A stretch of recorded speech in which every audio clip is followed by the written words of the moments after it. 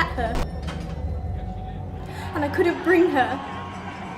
But I loved my child before I knew her.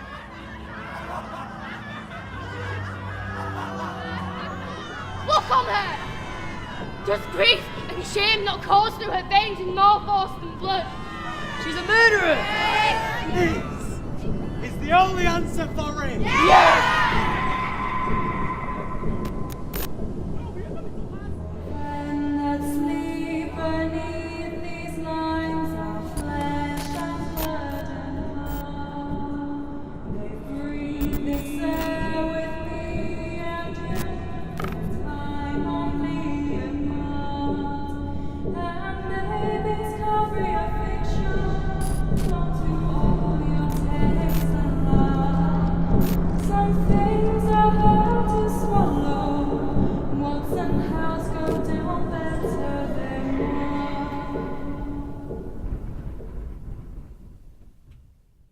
Lights.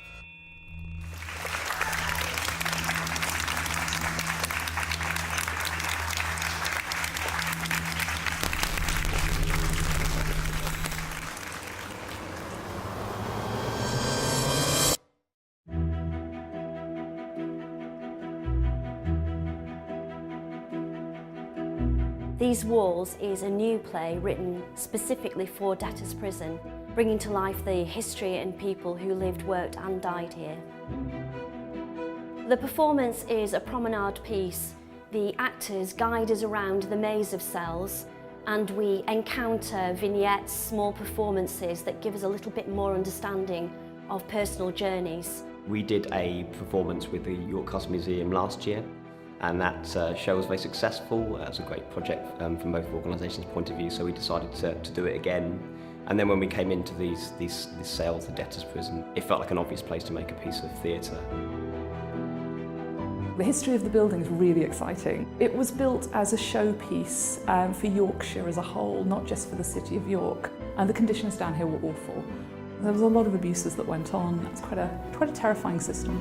Can you hear her?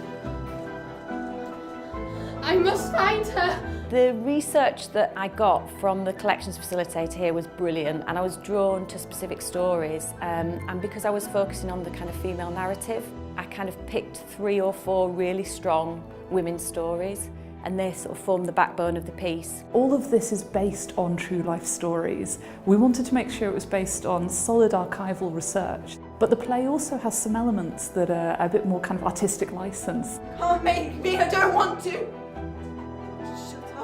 Not listening.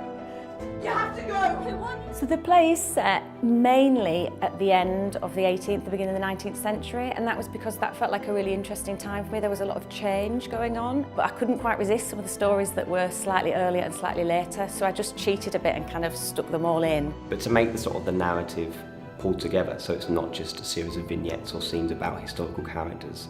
She's created fictional characters that she imagined would have been in this prison. So she's created a more sort of a generic jailer character, but also a daughter of the jailer. So the jailer represents the criminal justice system, the way things are, whereas the daughter represents the alternative point of view, the questioning of the justice system. Get you over here. You're making a show and you sit and me and all. Oh, and that's a crime too, is it? Speaking up!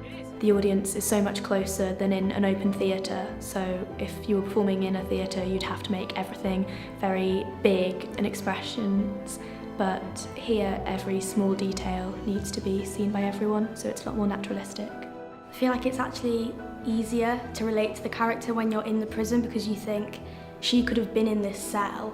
As an audience, we become part of that.